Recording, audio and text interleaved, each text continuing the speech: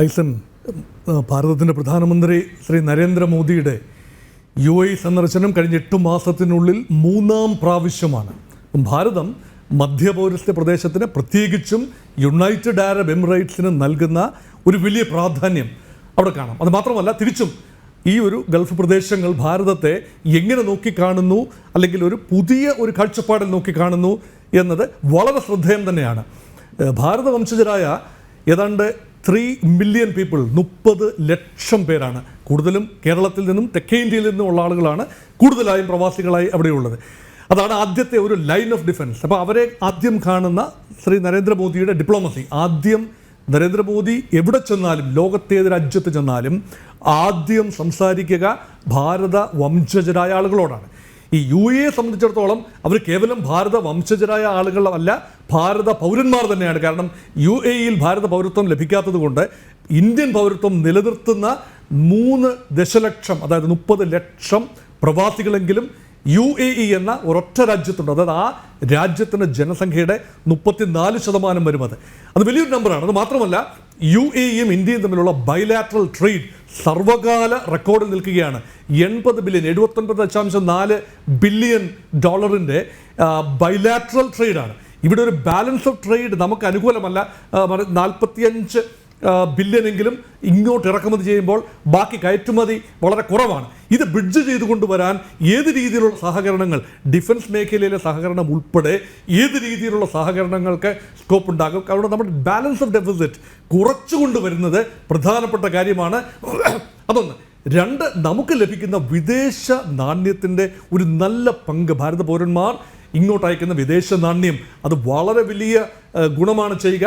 നമ്മുടെ അടവുശിഷ്ട നിലയെ മെച്ചപ്പെടുത്തും.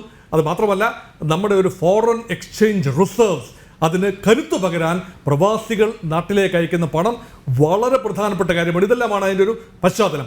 പക്ഷേ ശ്രീ നരേന്ദ്രമോദി ഇപ്പോൾ ഒരു ക്ഷേത്രത്തിൻ്റെ ഉദ്ഘാടനവുമായി ബന്ധപ്പെട്ടും ഐസൻ സൂചിപ്പിച്ചതുപോലെ സനാതനധർമ്മത്തിൻ്റെ ഒരു സോഫ്റ്റ് പവർ, ആ സോഫ്റ്റ് പവർ ഡിപ്ലോമസി ലോകത്തെല്ലായിടത്തും വ്യാപിക്കുന്നതിൻ്റെ ഭാഗമായും ഭാരതം ഒരു സിവിലൈസേഷണൽ പവർ, ഒരു കൾച്ചറൽ പവറായി ഉയരുമ്പോൾ സ്വാഭാവികമായി ഭാരതത്തിൻ്റെ മൃദുശക്തി, ആയുർവേദ, യോഗ, അതുപോലെ നമ്മുടെ മതസംഹിതകൾ, ബുദ്ധമതം, ഇങ്ങനെയുള്ള ജൈനമതം, ഇതെല്ലാം തന്നെ ഭാരതത്തിൻ്റെ മൃദുശക്തിയുടെ പ്രതിഫലനങ്ങളാണ്. ഈ മൃദുശക്തി ലോകത്തെല്ലായിടത്തും വ്യാപിക്കുമ്പോഴാണ് ഭാരതം ഒരു ലോകശക്തിയാകുന്നത്. കാരണം കേവലം GDP ഗ്രോത്ത് കൊണ്ട് മാത്രം ഒരു ലോകശക്തിയാകാനാവില്ല.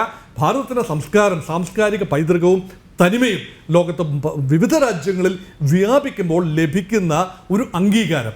അതുകൊണ്ട് ഭാരതം 21-ാം നൂറ്റാണ്ടിൻ്റെ വലിയ ശക്തി തന്നെയാണ്. അത് നിഷേധിക്കാനാവാത്ത ഒരു ശക്തി തന്നെയാണ്. ശാസ്ത്ര സാങ്കേതിക രംഗത്തും സാമ്പത്തിക രംഗത്തും മറ്റുമെല്ലാം വലിയ കുതിച്ചുചാട്ടങ്ങൾ നേടുന്ന ഭാരതം സ്പേസിൽ ഒരു വൻ ശക്തി തന്നെയാണ്. അപ്പം സ്പേസ് രംഗത്തെ സഹകരണം UAEയെ സംബന്ധിച്ചിടത്തോളം, അല്ലെങ്കിൽ അറബ് രാജ്യങ്ങളെ സംബന്ധിച്ചിടത്തോളം, അവർക്ക് ലഭ്യമാകുന്ന റിസോഴ്സസ് ഓയിലാണ്, ഹൈഡ്രോ കാർബണാണ്. ഈ ഹൈഡ്രോ കാർബൺ റിസർവ്സിൻ്റെ ഭാഗമായി നടത്തുന്ന ട്രേഡ് അത് ഏറെക്കാലം നിൽക്കില്ല. അവർക്ക് ഇനിയും വേണ്ടത് ടെക്നോളജിയാണ്. ഭാരതത്തിന് കൊടുക്കാൻ സാധിക്കുന്നത് ബഹിരാകാശ ടെക്നോളജിയാണ്. 3-ാം ലോക രാജ്യങ്ങളുടെ, അല്ലെങ്കിൽ ആഫ്രോ ഏഷ്യൻ, ലാറ്റിൻ അമേരിക്കൻ രാജ്യങ്ങളുടെ, അതുപോലെ ഗൾഫ് രാജ്യങ്ങളുടെ എല്ലാം സാറ്റലൈറ്റുകളെ ലോഞ്ച് ചെയ്യാനുള്ള ഒന്നാന്തരം ഒരു ലോഞ്ചിങ് പാഡായി ഇന്ത്യ മാറുകയാണ്.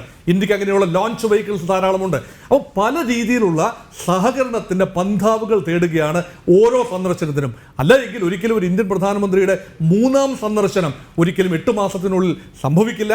അതുകൊണ്ട് വളരെ പ്രതീക്ഷയോടുകൂടിയാണ്. ഒരു കാര്യം കൂടെ വളരെ ശ്രദ്ധേയമാണ്. കഴിഞ്ഞ G20 സമ്മിറ്റിൽ ഇന്ത്യ പ്രഖ്യാപിച്ച ഒരു കോറിഡോർ, 4 G20 സമ്മേളനത്തിൽ എത്തിച്ചേർന്ന ഒരു India Europe trade corridor through west Asia, അല്ലെങ്കിൽ മധ്യ പൗരസ്ത്യ പ്രദേശത്തിലൂടെ ഭാരതവും പടിഞ്ഞാറൻ യൂറോപ്പും തമ്മിലുള്ള ഒരു ട്രേഡ് കോറിഡോർ, വാണിജ്യ ഇടനാഴി. അത് കടൽ വഴി പോകുന്ന വാണിജ്യ ഇടനാഴിയാണ്.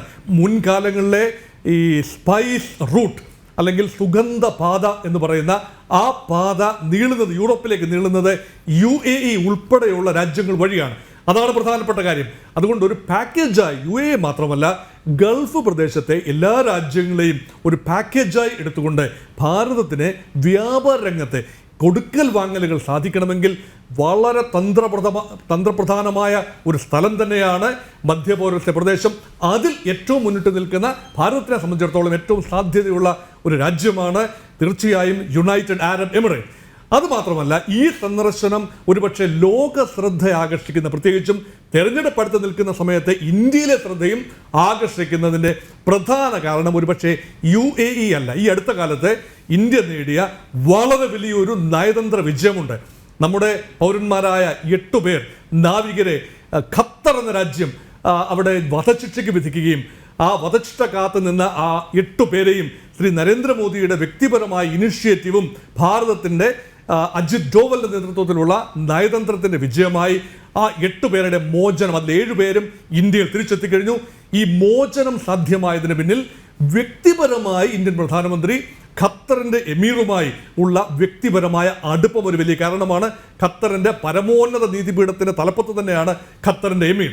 അതുകൊണ്ട് അങ്ങനെയുള്ള ഒരു ഡിപ്ലോമസി കൂടി സാധ്യമാകണമെങ്കിൽ ശക്തമായ ഭാരതത്തിൻ്റെ ശക്തനായ പ്രധാനമന്ത്രിക്ക് തീർച്ചയായും ലോകരാജ്യങ്ങളുടെ നേതാക്കളുമായി നേരിട്ട് സംവദിച്ച് നമുക്ക് അനുകൂലമായ നയതന്ത്ര നീക്കങ്ങൾ നടത്താൻ കൂടി കഴിയും എന്ന ഒരു സൂചനയാണ് ഭാരതം ഇപ്പോൾ നൽകുന്നത്. അതുകൊണ്ടാണ് നാളെ ഖത്തറിലേക്കാണ് പ്രധാനമന്ത്രി നരേന്ദ്രമോദിയുടെ സന്ദർശനം. അതുകൊണ്ട് UAE മാത്രം എടുത്താൽ പോരാ, നമ്മൾ ഈ സന്ദർശനത്തിന്, ഈ 2-3 ദിവസത്തെ സന്ദർശനത്തെ UAE ഖത്തർ പാക്കേജായി എടുത്തുകൊണ്ട് മധ്യപൗരസ്ത്യ പ്രദേശത്തെ ഭാരതവുമായി കണക്ട് ചെയ്യാനുള്ള വർദ്ധിച്ചു വരുന്ന ഒരു വലിയ ബോൺഹോമി അല്ലെങ്കിൽ വലിയൊരു ചങ്ങാത്തത്തിൻ്റെ മറ്റൊരു തലത്തിലേക്ക് ഇന്ത്യ UAE അല്ലെങ്കിൽ ഇന്ത്യ ഗൾഫ് ബന്ധങ്ങൾ കടന്നിരിക്കുന്നു എന്ന് നമുക്ക് കാണാവുന്നതാണ്.